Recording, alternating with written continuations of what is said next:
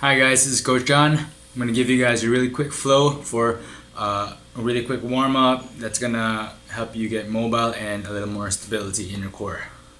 Okay, let's start. First we're going to start with a cat camel. Make sure that you're on all fours. And then you can start by tucking in your tailbone first and then unwinding. Okay, this is called a cat camel.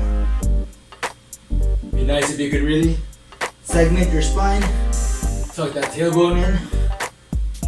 Okay, in this position, we're going to go into our thoracic rotations, T-spine rotations. Make sure you really slide that hand into the floor for a deeper stretch. Okay.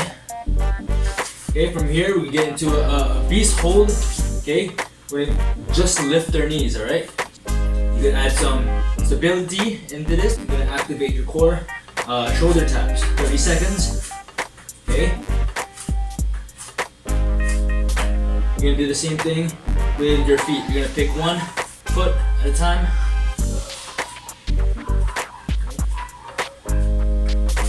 It looks like in front of you.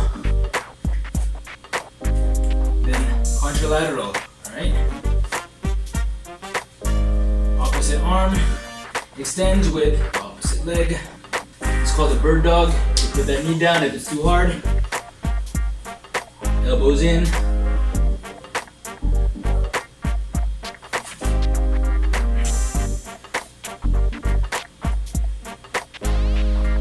Okay, from here, we're gonna get into a downward dog, is what they call it. So you're gonna make a shape of a triangle with your body. Make sure that tailbone is up in the air. Okay, you wanna screw your hands into the ground to stabilize that shoulder. And you want to rock one heel back at a time to get that stretch in the posterior chain. Alright? From here, we're going to get into what they call an upward dog. Move to the left, move to the right. Get some extension in your spine. Back to the downward dog. Rock your heels back into the mat. One at a time. Back to here, up, look to the left, look to the right. Okay, we're gonna get into something called world's greatest stretch, or elbow to my instep. Okay, so we're gonna drop my elbow, the inside of my foot, and then T-spine rotation. You want to make sure that your back feels like it's leaning up against the wall right here behind you. Okay? And then internally rotate your hands. Okay? To bring that chest out. Okay? From here, I'm gonna drop that knee and then lean back while stretching that front leg. Point your toes up to get that stretch in your hamstring. Okay? Rock back forward. Okay? You could bring your back foot up, or you could even hold it. Okay. Rock back again. Make sure that toe is up. Okay. Stretch those quads and the front side of your hip. Switch sides. Toe up. Okay. Really stretching the front side of the hip and my quads. Okay, let's create some stability in the glutes and posterior chain. I'm gonna get into a bridge position and marching. We're gonna march. You can do this for about 30 seconds. Okay. To add a little bit more stability, core engagement in the posterior chain. We're gonna add some abductions. So we're gonna extend our knees. And then abduct to the left.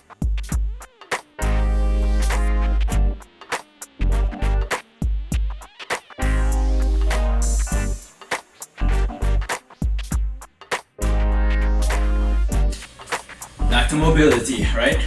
So internal rotations, external rotations with the hips. We're gonna get into a shin box position, a 90-90 stretch, as some people call it. You can have your hands behind your back while doing this. Okay, you can have your hands behind your back, but if you're advanced, you want to do the challenge, take your hands out, keep it in front of you, all right? You can face towards where you are rotating. We're gonna add some hip extension to that, right? We're gonna get a little bit more dynamic into this stretch. Okay. So add some hip extensions. Okay. Then we're gonna add a lunge, all right? Just to stretch the front side of that hip. Lunge. So when you do this, you might be rolling a little bit. That's fine. Then we're gonna add a stand, okay, to warm up our quads. Stand. Activate our posterior chain and stretch the backside by screwing our feet into the ground at first. Make sure our toes are pointed straight. Okay. And then we want to sit our hamstrings back while maintaining a neutral spine, right? So we're going to sit our hamstrings back, put our hands over our head, feel that stretch, and up. Screw our feet in, hinge back, up. Okay, then we're going to hinge back, touch our floor, touch the insides of our feet, and then squat down. Okay, hands up, stand, hinge down, touch the insides of our feet, squat back, hands up, and stand. One more.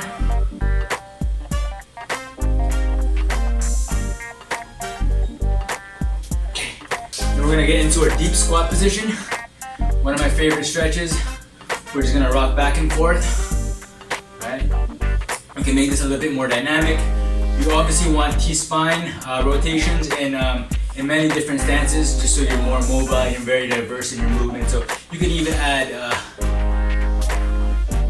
some external rotations.